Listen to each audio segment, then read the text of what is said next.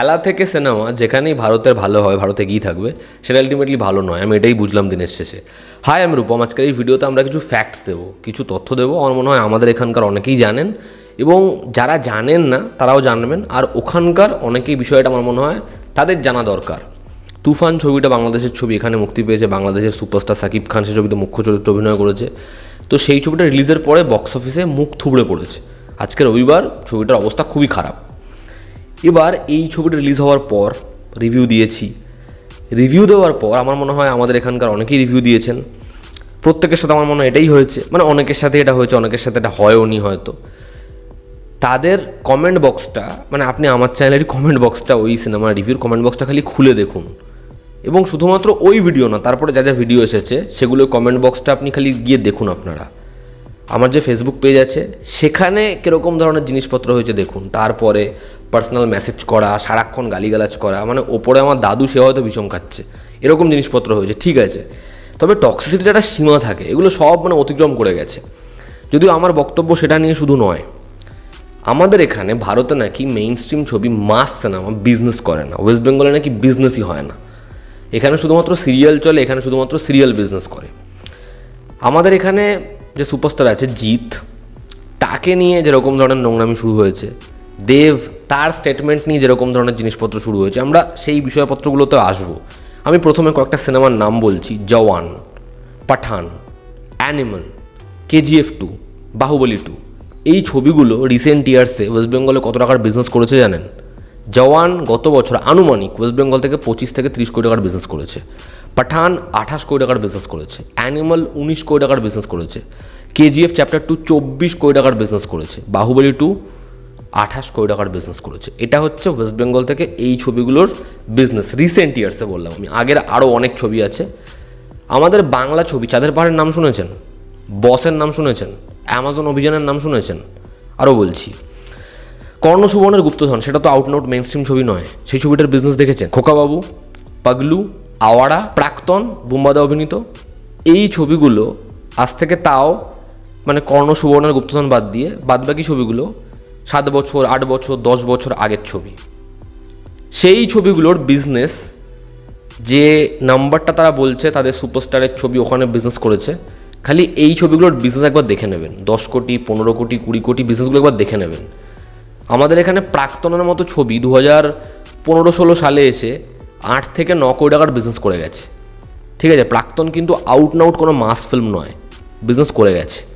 তো আমাদের এখানে বিজনেস হয় কি হয় না, এই তথ্যগুলো দিলাম, বাদবাকিগুলো আপনারা একটু চেক করে নেবেন, আমার মনে হয় পেয়ে যাবেন। এখন আমাদের ওয়েস্ট বেঙ্গলে যে স্ন্যারিওটা, বিজনেসের যে মার্কেটটা, সেটা না ক্লোজ হয়ে রয়েছে, সেটা খুব ন্যারো হয়ে গেছে।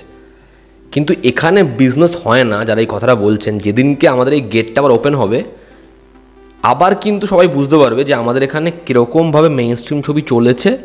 সেটা আবার যখন চলবে তখন না পুরো এই যে সিনারিওটা আজকে যেরকম দেখে মনে হচ্ছে, সেটা রাতারাতি জাস্ট বদলে যাবে। আর আমি তো অলরেডি এই তথ্যগুলো, এই সিনেমার উদাহরণগুলো দিলাম। যে কারণে আমাদের এখানে মার্কেটটা কত বড় এটা জানে বলেই কিন্তু ওখানকার ছবিগুলো আমাদের এখানে মুক্তি দেওয়া হয়। আচ্ছা, এর আগে সুড়ঙ্গ বলে ছবি, এই পরিচালকেরই ছবি, তার আগে হাওয়া ছবিটা, এই ছবিগুলো কি out and out mass film? তাহলে এই ছবিগুলো ওয়েস্ট বেঙ্গলে চলেনি কেন?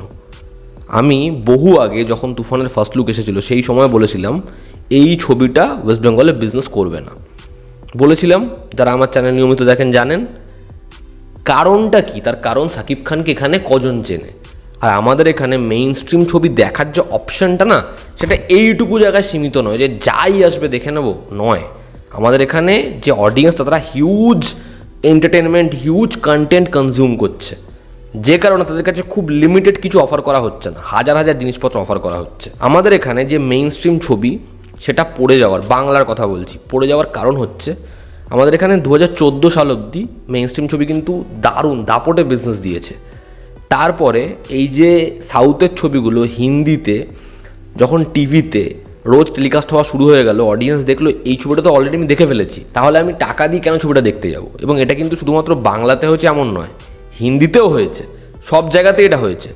এবার এই যে যতগুলো ভাষার রিমেক ছবি হচ্ছে, হিন্দিতে হচ্ছে, বাংলাতে হচ্ছে, সেগুলো কিন্তু বেশিরভাগ আমাদের ভারতীয়ই ছবি, সেগুলোর রিমেক। তামিল, মালায়ালাম, কন্নড়, তেলেগু, সাউথ ইন্ডাস্ট্রিটা অনেক এগিয়ে গেছে, হিন্দি বাংলা তারা ওখান থেকে রিমেক করে করে করে করে চালাচ্ছিল।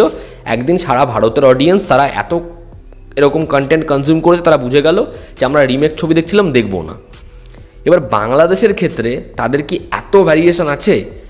সেখানে কি তামিল, তেলেগু, মালায়ালাম, কন্নড় এত রকমের ছবি তারা কনজিউম করছে, তাদের ওখানে সেইখানকার ছবি রিমেক হচ্ছে না তো। যেই কারণে তাদের যখন একটা সিনেমা আসছে তুফান, সেই ছবিতে ওই ছবির ব্যাকগ্রাউন্ড স্কোর ঝাড়া হলে, ওই ছবির একটা পার্টিকুলার সিন ঝাড়া হলে, ওখান থেকে একটা সিকোয়েন্স নেওয়া হলে, ওখান থেকে একটা ছোট ডায়লগ তুলে নেওয়া হলে অডিয়েন্স বুঝতেও যাচ্ছে না, অডিয়েন্স বুঝতেও পারছে না যে এটা কোত্থেকে ঝাড়া, এটা কোত্থেকে নেওয়া হয়েছে, এটা কোন ছবিতে দেখানো হয়েছে, কারণ তারা তো সেই ছবিটা পায়নি, কনজিউমই করেনি।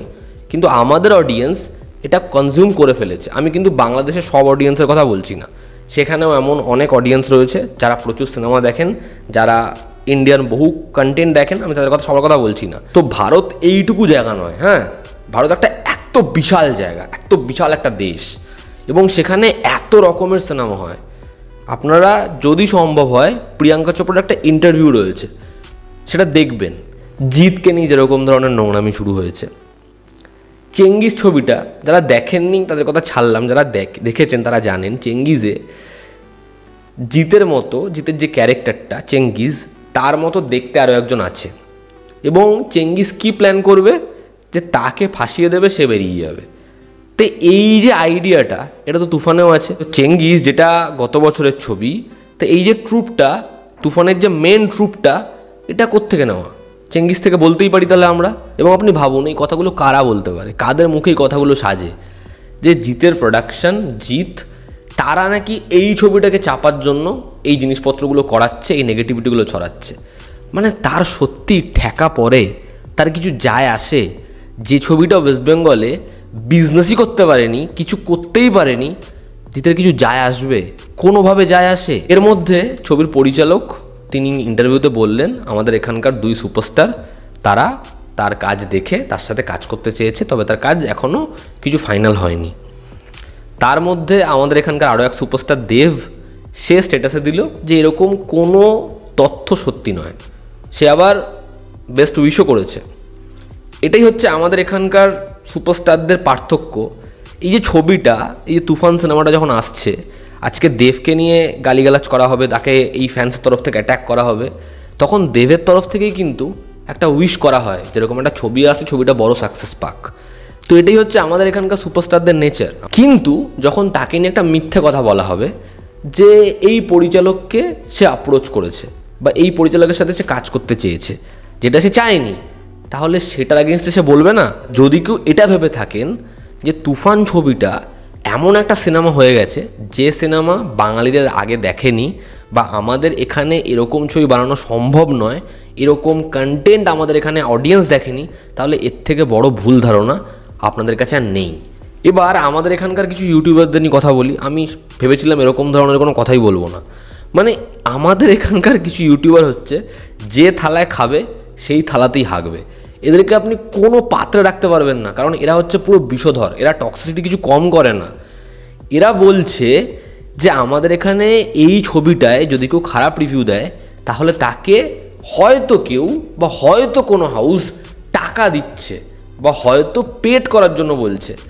মানে কোনো হাউসের কারো জাস্ট ঠেকা আছে, জাস্ট কিচ্ছু যায় আসবে যে আমাদেরকে পেড করবে, আমাদেরকে টাকা দেবে এই ছবিটাকে খারাপ বলার জন্য? কার দায় লেগেছে? কার কিছু যায় আসে? এবং এরা মানে কীরকম ভাবুন যে এরা এখন সময়টা দেখলো যে এই ছবিটায় বাংলাদেশের তরফ থেকে আমরা বড় ভিউজ পাচ্ছি, সেখানকার অডিয়েন্স তারা ভালো ভালো শুনতে চাইছে, এই জন্য সেই অডিয়েন্স যা শুনতে চাইছে সেই জিনিসটা করে যাচ্ছে শুধুমাত্র ভিউজের জন্য। এবং দিনের শেষে এটা বোঝা গেল যে ফ্যান্স ক্যাটারিং ভাই এটা সবাই করে।